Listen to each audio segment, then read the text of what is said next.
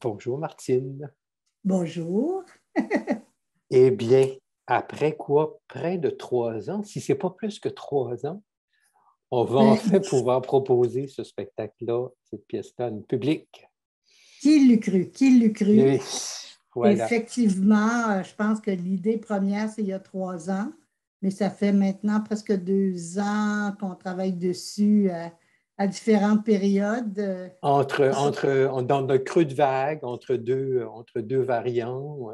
Entre deux On- variants, puis en même temps avec de l'excitation, puis après ça, un petit peu de détresse, mais en tout cas, on y croit. oui. Puis écoute, on se connaît bien parce que je t'ai souvent assisté, Martine, et Ben puis je oui. t'avais invité en 2010, tu es venu vers Lou Mayou, la production Lou Mayou. Puis, Ah, quel beau souvenir. oui. Et Meilleur frère, un petit peu, c'est comme, un peu comme à la fin de spectacle, tu as eu un rappel.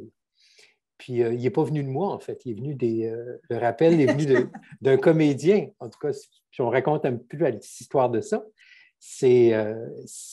le projet a été initié par Éric. Oui, par Eric Ouais. Butler. Ouais. Qui m'avait rencontré à Montréal. Il était en tournée avec une pièce, je pense, pour enfants qui jouait ici. Et là, il m'a dit, ah, j'aimerais ça qu'on fasse quelque chose ensemble parce que j'aimerais ça que tu me diriges, puis qu'on continue notre travail dans cette relation metteur en scène comédien. Et puis, ben, on a cherché une pièce. Il m'avait dit aussi, j'aimerais ça jouer avec un de mes amis, Tony Murray. Ouais. Et on cherchait une pièce à deux hommes. Et finalement, on est tombé. Ben, enfin, je lui ai proposé parce que le hasard fait bien les choses. Cette pièce-là de Daniel McIver, qui en anglais s'appelle Best Brothers, Les meilleurs frères. Et puis ben là, Eric te l'a amené au Théâtre populaire Ouais. d'Acadie, te l'a fait lire et puis tu as été enthousiasmé par ça. Et Et puis, oui, excuse-moi. non, mais j'allais dire, toi, pour que tu choisisses le texte, il fallait qu'il te parle. Il fallait qu'il y ait quelque chose qui t'attire dans ce texte-là parce que tu ne monterais pas une pièce pour monter une pièce, là. Non, non, non. Mais il y avait déjà le désir d'offrir des beaux rôles à ces deux gars-là. Mais cette pièce-là m'a interpellée parce qu'elle est, il y a de l'humour, il y a de l'intelligence, il y a de l'émotion. Et je pense que c'est un sujet qui parle à beaucoup de gens. Et ce qui m'a intéressé aussi, et ce que j'ai su après, c'est que Daniel McIver, l'auteur, est quelqu'un de la Nouvelle-Écosse. Donc, c'est un Canadien anglais. Et c'est la première fois que ce texte-là va être fait en français. Et ça, je trouve ça magnifique de pouvoir avoir ça. Puis c'est Jean-Philippe Reich qui a fait une traduction d'une grande finesse, ce cher poète acadien, Oui. qui, qui a embarqué dans l'aventure.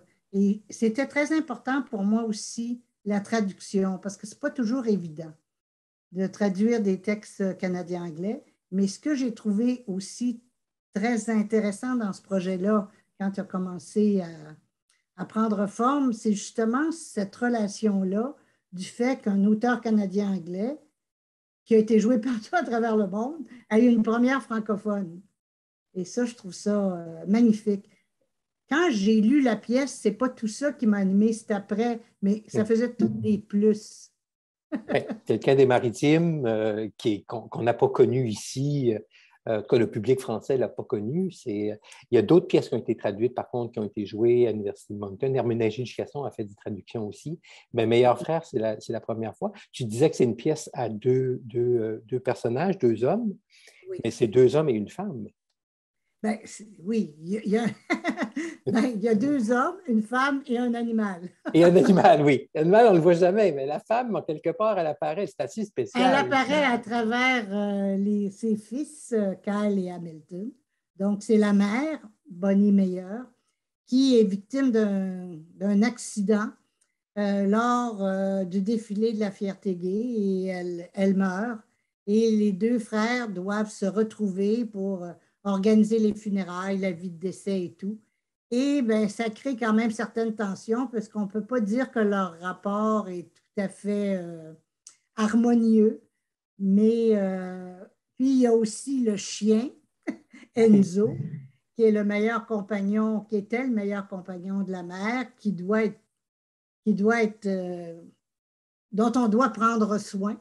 Alors, tout ça, c'est dans l'intrigue. Mais ce qui est beau, c'est vraiment le rapport entre les deux frères.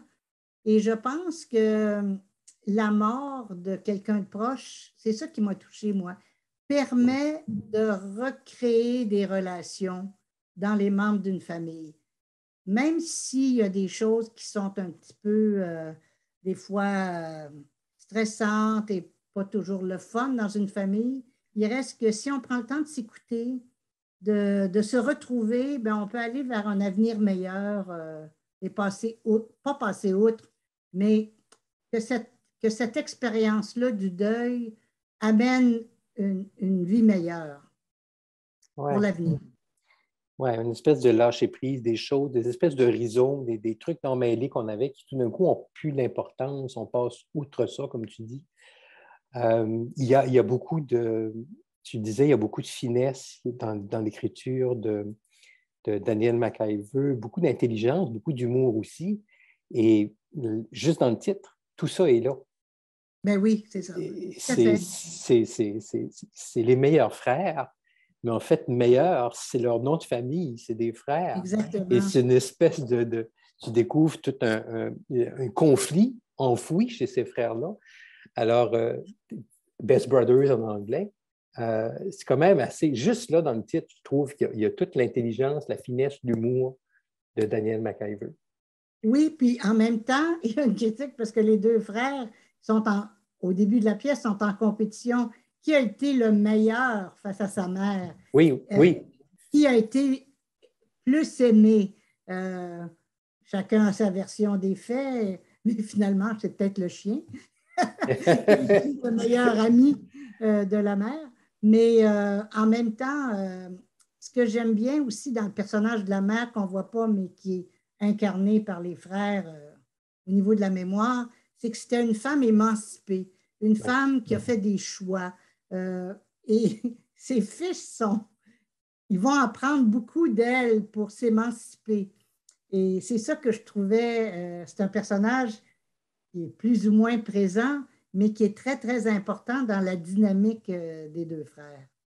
Alors, il y a beaucoup de choses dans cette pièce-là qui amènent une réflexion, puis, mais qui s'est traitée avec humour, puis intelligence, finesse. Donc, on ne sent pas que ce n'est pas un discours revancheur, c'est la vie avec ses hauts, ses bas, puis en même temps, à un moment donné, quand tu es à l'écoute de l'autre, ben, tu peux avancer. Il y a, j'aime bien aussi dans la pièce parce qu'il y a des personnages qui est gay, mais c'est jamais appuyé. Non? C'est là, c'est comme en quelque part accepté et ça lui donne toute une couleur aussi. Euh, Exactement. dans Puis, l'interprétation, lui, oui, il y vas-y, a une oui, relation assez particulière avec son ami Gordon, oui, mais oui, Hamilton aussi avec sa femme avec sa Jo, femme, oui. c'est pas nécessairement harmonieux tout le temps non plus. Ça fait que là aussi, il n'y a pas de jugement. C'est chacun choisit son compagnon amoureux de vie, mais la vie, c'est fait de ça, de difficultés, mais aussi de belles choses. Tu es, une metteur en scène qui propose toujours une écriture scénique forte, en respect avec le texte. Vraiment, tu vas tout puiser dans l'essence du texte et une directrice d'acteur. Et Oh là, mon Dieu. ah non, mais vraiment, puis je veux dire, je pense que c'est ça qu'Éric aussi cherchait. Et là, je pense que les deux ont vraiment trouvé quelque chose. Il y a eu une belle rencontre, en fait, entre vous trois. Oui, ça c'est vrai, une très belle rencontre et les deux comédiens sont très ouverts, très à l'écoute et ils se complètent. Alors je comprends, Eric, d'avoir voulu jouer avec Tony parce que c'est deux énergies complémentaires Ouais. et ça sied parfaitement aux deux personnages. Alors il y a une grande écoute, il y a beaucoup d'imagination qui émane d'eux comme acteurs et puis la, finalement, la pandémie a fait qu'on a pu approfondir, puis Mhm. vraiment aller, aller dans les profondeurs du personnage. Ça, c'est le fun, ça.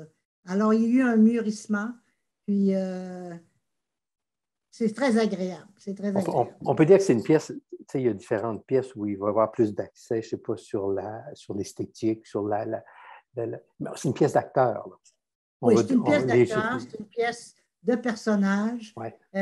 Les dialogues sont très, très bons, très forts. Et je pense que c'est ça une des grandes qualités de la pièce. Ouais.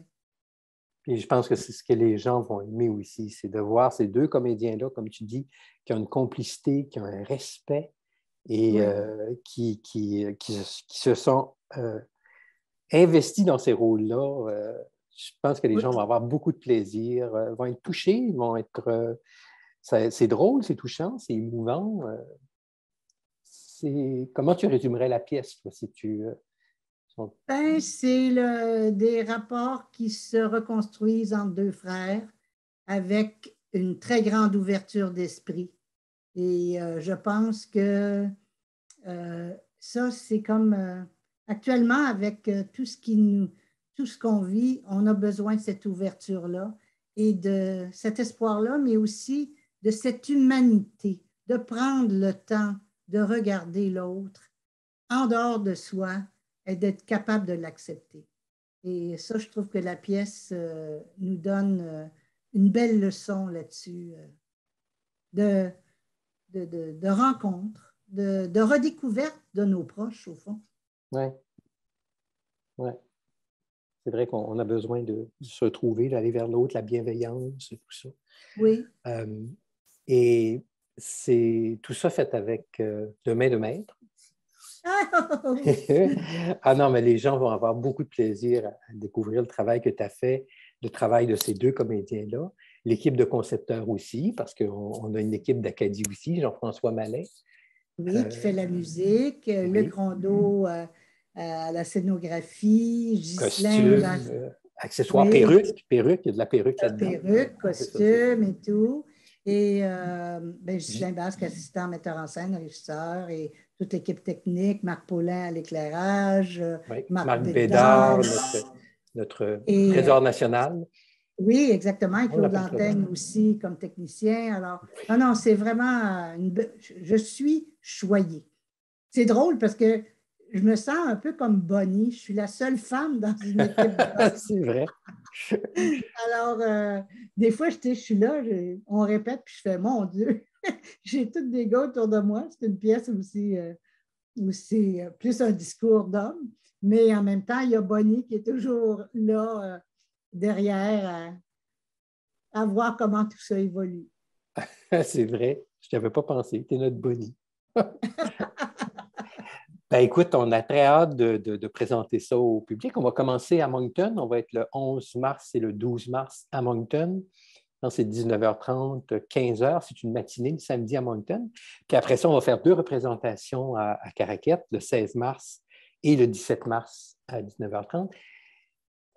Billets limités. Vraiment, c'est pour quelques élus parce que jusqu'à preuve du contraire, on va être dans une moitié de salle avec distanciation. Ça fait en sorte qu'on est très restreint. C'est moins que la moitié de la salle, en fait, puisqu'on doit respecter la distanciation.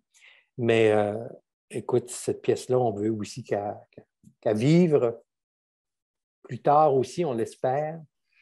Mais très hâte de faire découvrir ça aux gens. Puis merci beaucoup, Martine.